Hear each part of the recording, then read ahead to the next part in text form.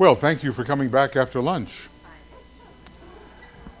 Now it seems, where else would, that's a good point. You could retreat to your room, hide in the blankets and eat candy. All right, now I think our next move is to divide into 7 groups. This is a little more discriminated, isn't it? Is that where we are? We are there, yeah. So assuming that,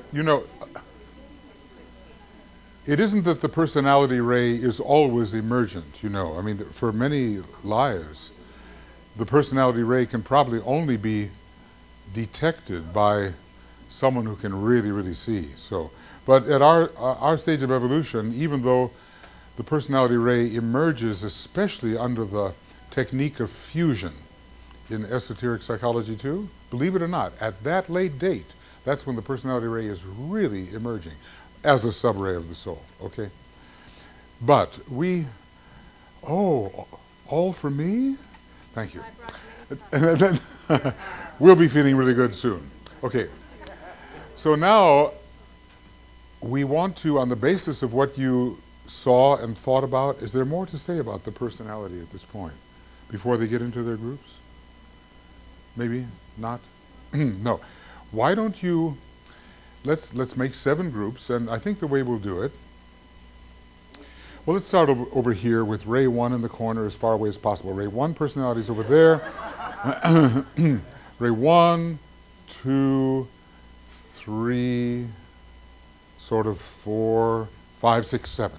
So, maybe Ray 1 can be near the camera. We'll go around in a big circle, and if you don't feel you belong, feel free to wander to the next group and see if you can find some resonance with the people in those groups. You are now discussing your personality ray, where many errors can be made. Okay, so Ray 1, Ray 2, Ray 3, we'll put Ray 4 in the center, and we probably don't even need the, Bob, you could turn that thing off for right now. Ray 4 here, Ray 4 personalities.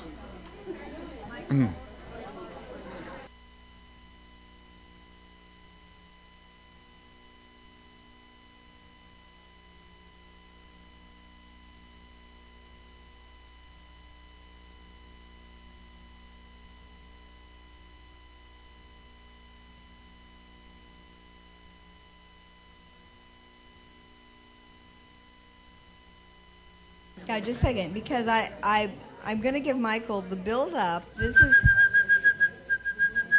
That's a very rare bird. It's a Robbins. So this is what we've been waiting for, many of us, to have Michael now share some of these enhancements with us. We've got kind of a basic understanding of the rays now, and there are some things that Michael has perceived and worked with through his many years with the rays, and it's just very juicy. So, Michael? Okay, I'll give it a try. Give it a try. How much time have I got here? Okay, about 40 minutes or something like that? Yeah. 40, yeah. Okay, till 2:30, is that right? You've got a half an hour. Well, how much time do I have? You can go a little bit longer. I'm going to have to go quickly.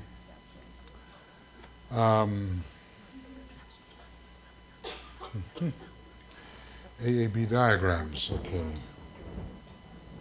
Well, I got going on this morning, thinking about some of the, I call them the arcana of the ray science. There's all kinds of things we don't know yet, it's, and I'd like to say I know those things, but I really don't.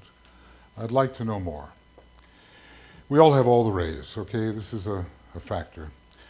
We've had many lives, maybe thousands of lives, some people might even say 10,000 lives, in which we've had all the different signs of the zodiac and planetary placements, and we've had many different rays coming in on our, through the astrological factors, and also early on ray of the mind, emotions and body and so forth, all built into your causal body in a rare and wonderful mixture. So it's not like your present rate chart is you. It's not like your present horoscope is you. It's not. You're much more than that.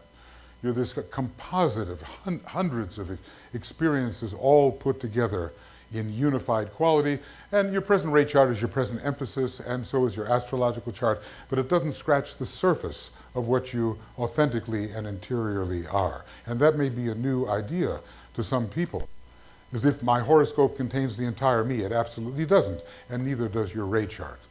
It's all built into you, okay? So, do we have higher rays? And do we change our rays? These are the major discussion points for this moment. And I will have to be, I think, quite direct and specific. We do have higher rays.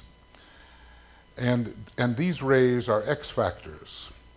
And they are not necessarily discernible. The higher rays pertain to the soul, where there are more than one ray.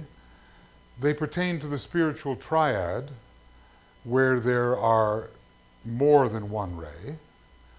There's two. They pertain to the monad, which is your spirit. That's who you really are when you get rid of everything else. And you have more than one monadic ray. This is my present thought on the matter.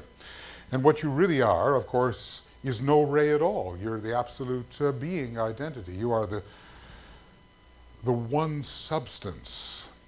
And you are the entirety of it. This is the amazing thing. We think everything's divided up, but it's not really. And we all seem to be divided up, but we're not. We are one universal substance, and that is not material at all. That is a spirit. So, and that has no ray whatsoever. A ray is secondary and derivative. But we are all this one universal substance, and we have to operate through these different qualities of energies, and so we call them rays, part of the universal sevenness of things. If we go high enough on the, this chart is a marvelous chart, and you know, I have to give, long ago Keith Bailey did these charts when we were working in New York, and he was back in the late 80s, and he has done a big service for a lot of people to get these things together. But you know, it's part of a universal septennate. These are not the 7 rays. They're much higher than the 7 rays, but the septennate goes all the way up, and it does affect who we are. Now, I just feel if I had to do this in 15 minutes, I just might collapse. But I think I can do that anyway. Okay. Okay. So look, do we have higher rays? Yes. And we want to know a little bit about them, even though the ray science as we have it right now implies their presence rather than gives definitive detail concerning them. Will that be even more important than our personality and soul ray? You bet it will be. Far more important than our present personality and soul ray. And does it affect us now? Yes, it affects us now. Does it affect our physical and etheric body? Absolutely, but maybe only a master can see that. Maybe we can't see that yet. Our higher rays are discernible to that type of master's eye. We just begin to feel like there's more to it than we have thought. So do we have a ray of a monad which is an X factor? Absolutely. I call it the X factor. DK calls it something else. He says, only initiates are in a position to sense, determine, or discover the nature of their monadic ray or that of their disciples. The monadic ray is that life element in man with which they, the masters, have definitely to deal as they seek to prepare him for initiation. Think of that. They, the masters, have to deal with our monadic ray if we hope to take initiation. Now, is that initiation 1 and 2? Maybe, but it's certainly initiation 3. The monadic ray has to be dealt with as part of the preparation process, and one day, maybe in the not-so-distant future, some centuries or millennia ahead, we can take that initiation. The monadic ray will be important. It's called, it is the unknown quantity. That's the word I was looking for. DK calls it the unknown quantity. I call it the X factor in a man's nature. It does not, however, greatly complicate his problem in the 3 worlds of ordinary human endeavor, as it remains relatively quiescent until the 3rd initiation. Notice the word relatively. It doesn't mean absolutely quiescent. It means that the monadic ray, as he's describing it, can in fact be active even before the third initiation. And when he tells you about the program that you have to pass through when you're moving from the second to the third initiation, you absolutely see the monadic ray is involved because the will is being developed. Though it basically conditions the etheric body itself. So, and the etheric body conditions the physical body, so the life aspect is very much connected with what you see here and what the etheric nature is. The monadic ray is not irrelevant, but you know, look, at the same time, while we can sort of intuit our way towards it, we should not presume that it is necessarily effective in our lives. And we should not blame the monadic ray on something where we should be concentrating something, you know, rather lower in our energy system. It's something else that we're reaching towards. And I do think we should not entirely eliminate its consideration, though we should be very careful about it.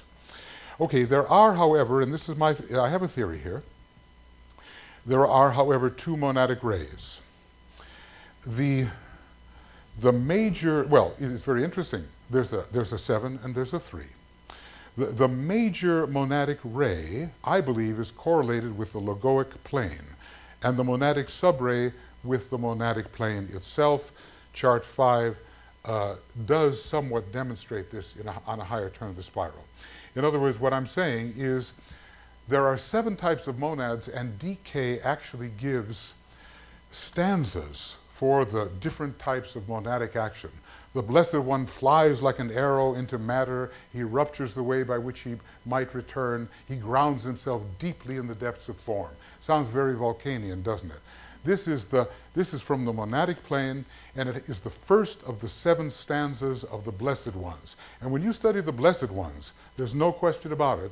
In around page 30 and 40 of Esoteric Psychology, Volume 2, you are dealing with monadic rays, but you're dealing with 7 of them, and not with the final 3 that resolve everybody.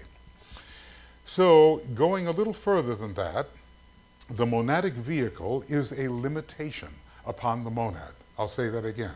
The monadic vehicle is a limitation upon the spirit. And most of us have to deal, got to be careful here, most of us have first to deal with these 7 monadic rays, of which we have 1, and they could change. And he's given us 7 stanzas which direct us into form. That's where we began our pilgrimage. But when there is a release at the 6th initiation, which is so far ahead of us we should hardly consider it, but you know, at least to have it in mind, when there is a release of the monad from its temple of Ezekiel, Alice Bailey calls it, it's like the alchemical volatile essence, and the essence of the monad, like it has been done for the Christ, flies, because that's what it means, volatile, to fly. It flies onto the 7th plane, which is pure spirit, and then it has to find itself in one of the 3 persons of the Trinity, Brahma, Vishnu, or Shiva. Meaning essentially and logoically and ultimately, we will all find our place upon the logoic plane in one of these 3 triangles. Again, Keith, I was thanking you for making all of these long ago, coloring them in with many hints, and they have served the esoteric community very well. So here we have the 1st, 2nd, and 3rd ray colors, and these 7 resolve into the 3, and we have the mystical number 10 here, the perfect number 10. So whereas our first task is to find our submonadic ray on the normal monadic plane, and that's plenty for us, finally we will resolve into the 1, 2, or 3 upon the logoic plane when the volatile essence flies free. And that's so far ahead. You know, that's a 7th initiation matter or beyond, but just to get the concept is interesting. Okay, so I believe we have 2 monadic rays, we have 2 soul rays, and we even have a personality in which the sun sign can play the part of a sub-ray. That's why you all have your charts, because there's a major ray coming through your sun sign, and it does color your personality expression. If I happen to be, and maybe am, a 4th ray personality, being an Aries 4th ray personality is different from being a Taurus 4th ray personality, and so forth.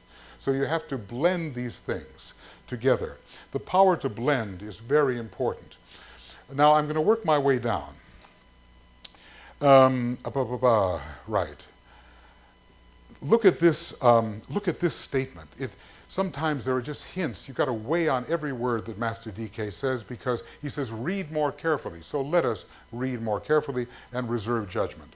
In connection with the use by the initiate of what we might call pure will, it should be remembered that this pure will works itself into manifestation through one or other of the three aspects of the spiritual triad. So there's a threeness involved here, which takes us all the way up to the triple monad and up still further to the three that we were talking about. In other words, it takes us up to this triple triad, it takes us up to the threefold monad, and it takes us up to the triple representation of divinity found upon the logoic plane eventually. I know this seems like a big stretch, but a lot of you are very experienced, and I'm trusting that many of you for whom this is new, this will give the big picture in which you are evolving rapidly at this point of evolution, at this point of history. Now look at this. This activity is determined by the major ray upon which the initiate finds himself from the angle of his monadic ray. An enigmatic sentence which needs to be pondered and is one of those sentences which hints at more than one ray involving the monad. This activity is determined by the major ray upon which the initiate finds himself from the angle of his monadic ray. It's a threefoldness, not a sevenfoldness. Every spiritual man is upon one or other of the three major rays, and we know that that is not your soul, because you can take the fourth initiation on any of the seven rays. And then you'd be a spiritual man, wouldn't you? You'd be a spiritual human being, and you're taking the fourth initiation on any one of the seven rays. So we're talking about a threeness here. Where does that threeness come in? Every spiritual man is upon one or other of the three major rays. For the four minor rays of attribute are all eventually absorbed into the third ray of active intelligence. So there's an enigmatic sentence which needs to be pondered. Here from telepathy and the etheric vehicles, another interesting statement. It is also that which the three aspects shield, and which the seven principles, expressing themselves as vehicles, protect. Did you ever think that your seven principles are protecting some interior life? There are seven of these points or jewels expressing the sevenfold nature of consciousness. And as they are brought one by one into living expression, the seven subrays of the dominating monadic ray. Now, not just the monadic ray, in other words, that the monadic ray is the dominant, but the dominating monadic ray. There is a dominating monadic ray. The seven subrays of the dominating monadic ray are also one by one made manifest, so that each initiate disciple is in due time a son of God in full and outer glory. What I mean to say, I'm sorry if I'm shouting here, what I mean to say is that there's a lot going on up there, about which we know very little so far, but it's going to be terribly important. Maybe in the next dispensation of the teaching, DK will wander into the area where we are more essentially ourselves. Right now, no matter, when we look at our soul ray, which is very important because it defines our ashram, we're just dealing with a subray. That's all we're dealing with. It is not our essential nature at all. And the higher we go, the more essential it becomes, until we find our seven great groups on the monadic plane to which every one of us monadically belongs. That's like a big family up there on the monadic plane. And finally, one day, we will find our home in either Brahma, Vishnu, or Shiva of our solar system. Will be either red or blue or green up on the logoic plane one fine day. So that is the destiny that lies ahead for all of us. Now, I promised I would come down a little lower. So, anyway, I say the only way to reconcile the 3 and 7 is by looking at the centers upon the two higher subplanes of the cosmic physical plane. I said that. Can the rays change? I want to look at this in a larger sense.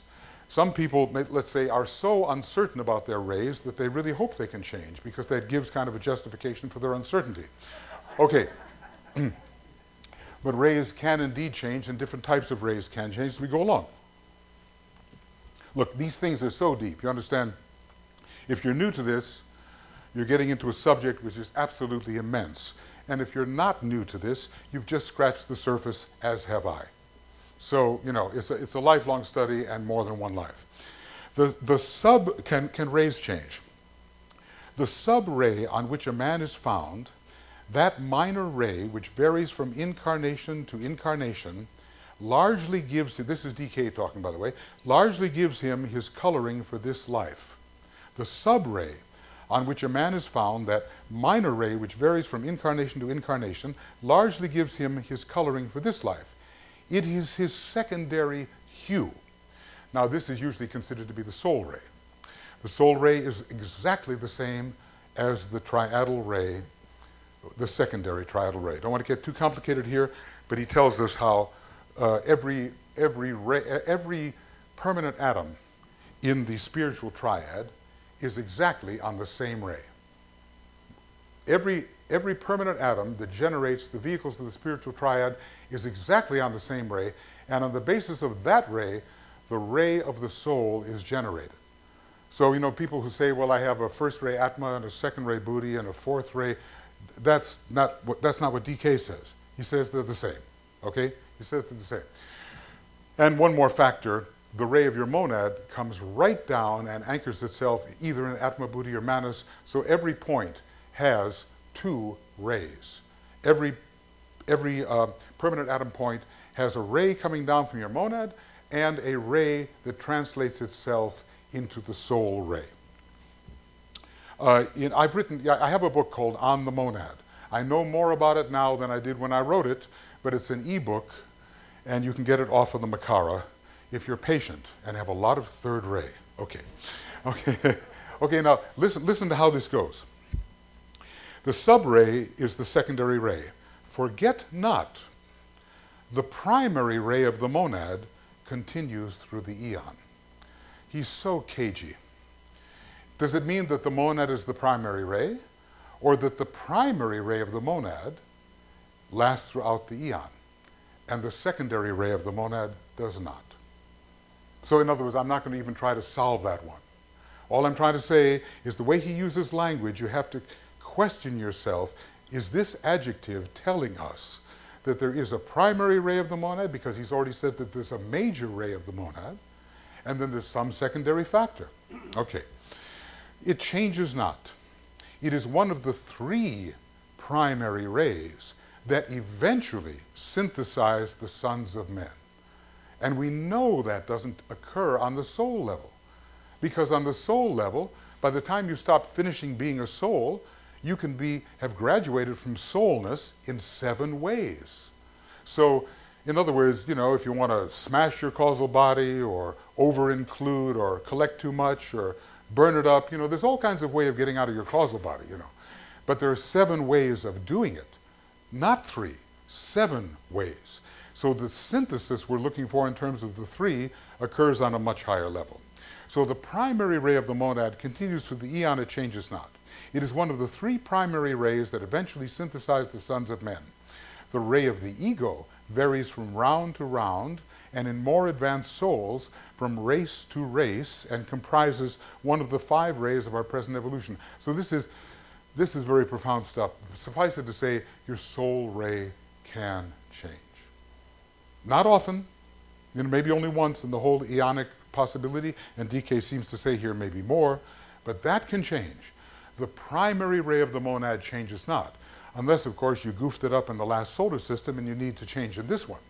See, because he says that all the third ray monads are failures from the previous solar system, or at least maybe some of them are. Maybe some of them are moonchain monads, but there were failures in the previous solar system, and they need to refocus upon the second ray.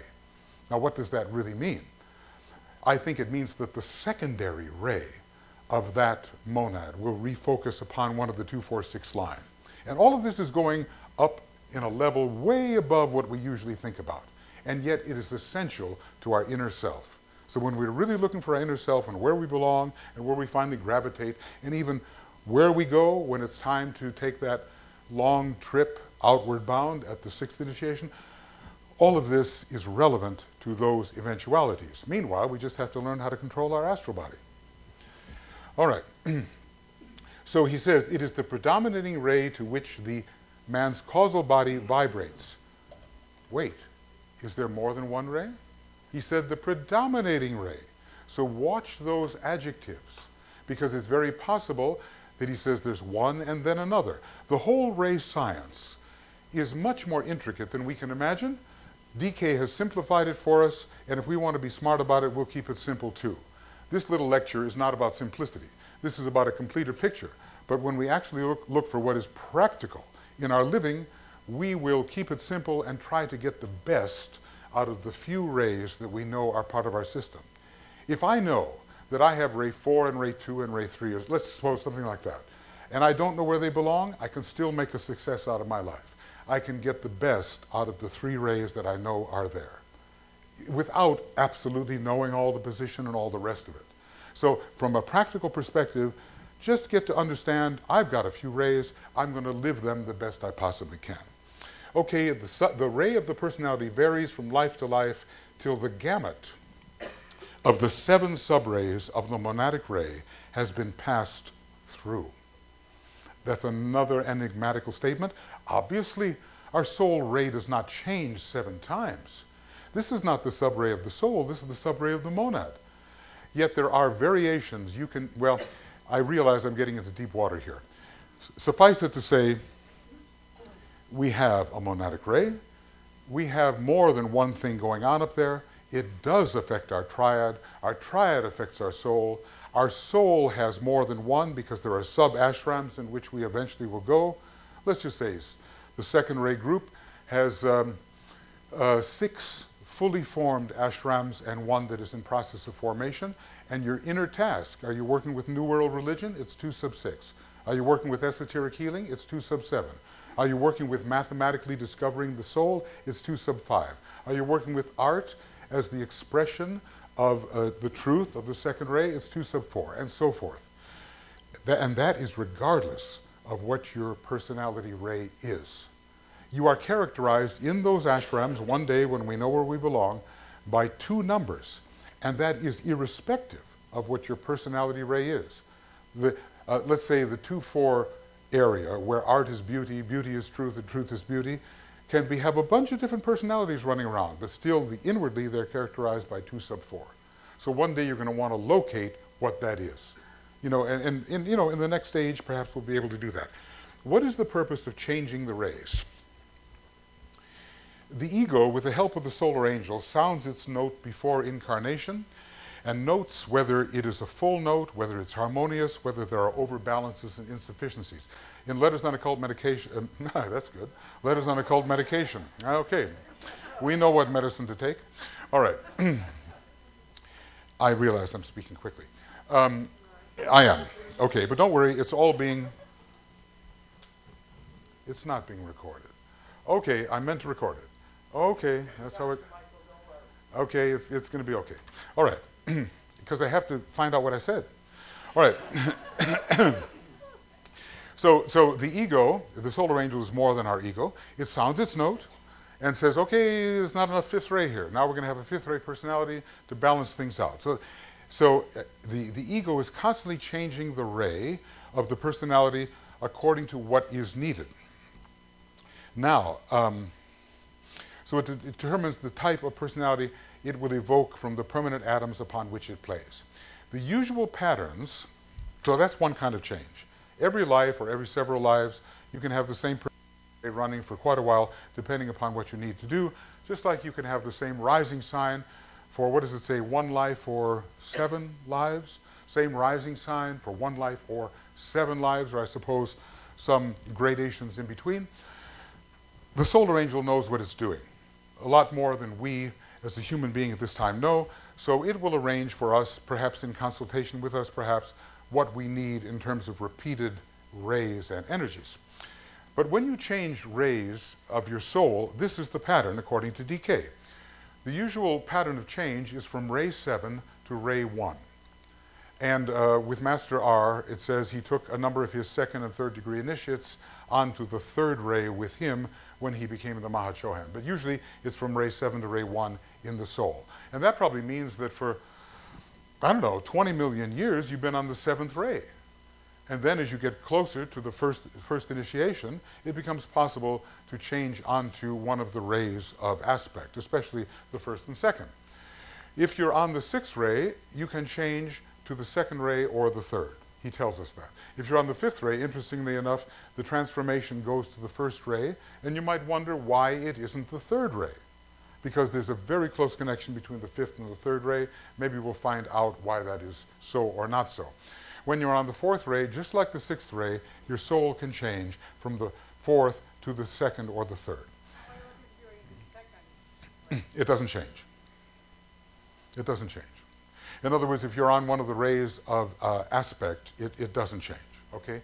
Although you have so many other rays up there that, you know, you can get what you want. All right. So, so this is interesting. How many times does this occur? Usually just once. Now, sometimes when I've thought about Lord Maitreya, I've wondered, was he a sixth ray soul in Lemuria? We're told he's a fourth ray soul in Atlantis. He's a second ray soul now. I've wondered if he didn't go the whole 6, 4, 2, but that's just speculation. When you're first born as a human being, your soul ray must be 4, 5, 6, 7 only. So if you are a first, second, or third ray soul, you have changed. He says, DK gives it to us right around page 570, somewhere in there. 4, 5, 6, 7 only. And your personality rays in those days, 4, 5, 6, 7 only. So even if you're a third ray personality, second or first, you have changed. You've got a special dispensation, and you can move on to some of those other rays. What is the likely time of change of your ray? The likely time of change for a third ray soul is when the human being reaches the point of real intelligence, becoming what we call advanced man. When you become advanced man, you can have a third ray soul and not before. Now, it's very interesting, isn't it? I mean, because when you look at a lot of people, you say, well, where are those souls? They just don't exist in that way. Average man who is non-aspiring, not advanced, not intelligent, can only be 4, 5, 6, or 7. Okay, here is a statement. Oh, the time of change for the first or second ray soul is when the focus of the ego on the higher mental plane is moving from the third subplane to the second subplane. And basically, average people who are non-aspiring in personalities, they all have their ego focused on the third subplane. The closer we get to being advanced man and taking the first initiation, the ego switches its center of focus to the second subplane, and that's when some of these ray changes occur. Now, lest you think this is impractical, DK had 2 people in his group who were switching from the sixth ray soul to the second, and they were having plenty of trouble with it because the solar plexus and the heart were involved, and there was a big war going on between the solar plexus and the heart. There was even one person who was a seventh ray soul, and it completely confounded all of the rules because this person was changing onto the second ray soul from the seventh, and it's right there in the books. So, you know, the exception proves the rule. Okay. All right, I'm just, now, this is important. The personality ray is always one of the rays, one of the 5 rays, the minor 4 and the third ray, until a man becomes an aspirant, when it can be any of the 7. That's an important statement from it's DK, and what it basically means is if you're not an aspirant, you can't have a first and second ray personality. So we're looking at all these people, you know, we might say, well, that's a person in the world, they're an ambitious person, they're not even an aspirant. They don't have a first or second ray personality. But what they do have is the first and second ray coming in from the astrological factors. That they can have. And sometimes we confuse that with a first ray or second ray personality. Now, this is a very important one because it tells you, you know, that to really have a first or second ray personality, you have to be quite an advanced person. If before that time, yeah, I just said that. Okay, how do you discriminate astrological influences from ray influences within the vehicles? Here's a little theory. The ray influences of astrology are more pervasive and less focused in particular vehicles. Meaning that if we have rays coming in through astrology, they go all through our system. If we have a particular ray in one of our vehicles, it's focused in that vehicle particularly. So our sun sign and the ray that comes through it is all up and down the personality. And maybe, you know, for other planets as well, and for the rays coming through them. But when it's the ray of the vehicle, that's where it's focused. And that's one way, hypothetically, to discriminate. Okay, these changes, while the soul ray remains the same, the ray of the personality can change, and it can change in a particular life. These changes can occur under the pressure of longer-term transits and progressions and directions, astrologically, or they can occur under the plan of the soul, and the soul may use the astrological pressures to see the ray change occur. Now, you know, it's not like we should all think, oh, I'm changing ray, but sometimes it does happen. And here is Master DK telling a man with a sixth ray personality that his personality ray is changing. Okay, here it goes. You have, as you know, a third ray soul and a sixth ray personality. Your task as regards the latter, the sixth ray personality, is to transit onto the first ray. Your task, not your soul's task, your task is to transit onto the first ray, so that next life you will come into incarnation with the difficult combination of 3 and 1.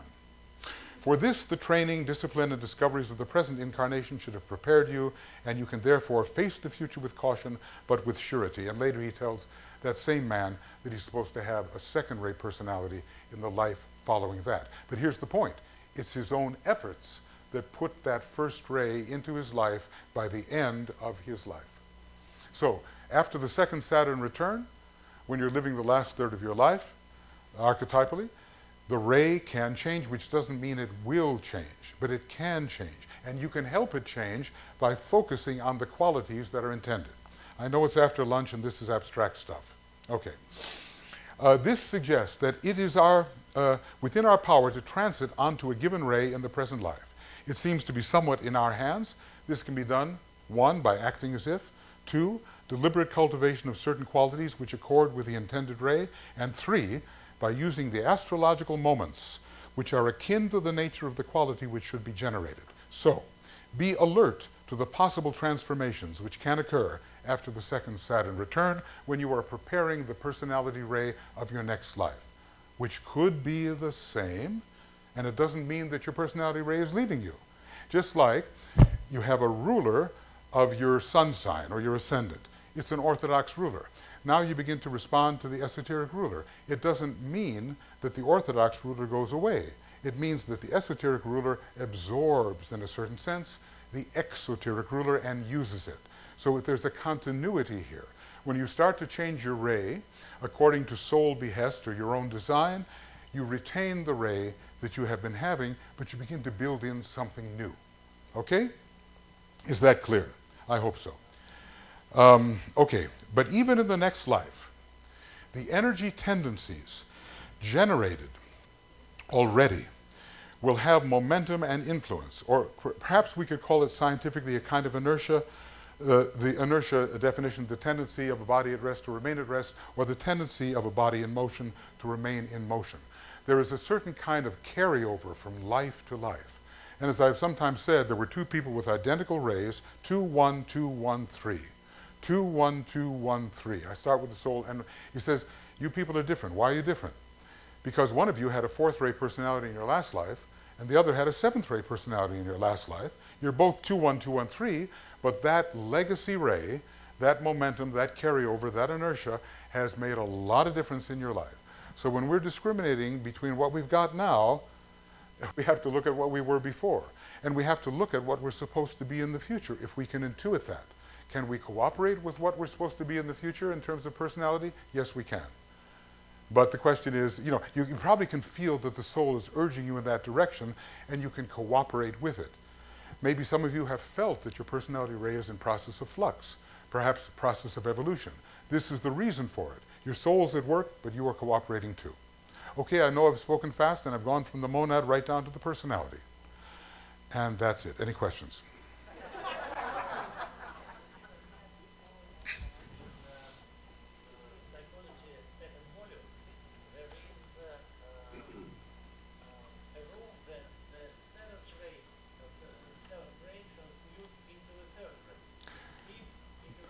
No, not really. Third and fourth, no. Maybe in terms of the mental ray, the third ray mind will transmute into the second ray mind and into the first ray mind. But he gives us very definitely, in connection with the disciple HSD, this code which I put on here, which he says is invariably the case. I can show you the quote. It's invariably the case, from 7 to 1, but by special dispensation, Master R took his 7th ray disciples, initiates, onto the 3rd ray by special dispensation, meaning a special permission, you might say. So ray 3 in the monad will transmute into the 2nd ray line, but the monadic ray will remain what it is. So and that's monadically, that's not in terms of the soul. And I can show you. Okay, I'll show you. Yes. There are 3 kinds of monads. Monads of love, monads of will, and monads of Yes. Power. Power and active. No, 5 billion monads of power, 20 monads of activity, and Yes. 35. Yes. And this is 60 billion. 60 billion. Yes. 60 billion. There are no other monads. Well, this is in the entire solar system. Entire solar system. And it's a very confusing kind of thing because well, I don't want to get, okay, got to be careful here. But 6/7 of the lives are out of incarnation, which means that 6/7 of the monads are not in incarnation. If we have 6 billion people on our planet, and 6 billion is 6/7 of what? So it's 6/7 of 42 billion. And if there's 42 billion monads in our planetary scheme, that's entirely too many for the Earth, given 60 billion in the solar system. So we've got a mathematical issue that we have to work out here. But that's a specific deal, and we don't have to get into that. What's the bottom line with all of this? From the top to the bottom, you have qualities of energy. They absolutely affect you right now, but we don't know what they are. So we're trying to intuit our way and reason our way into deciphering our entire ray structure. What we should do is make sure we know what our ray structure is right here, because the clearer we are about what it is right here, the more clearly we will be able to intuit and reason our way into the higher areas of ray structure, which will eventually be revealed to us. Okay, I think we'll just cut it. But you can talk to me later if you're interested in these things. Okay. Yeah.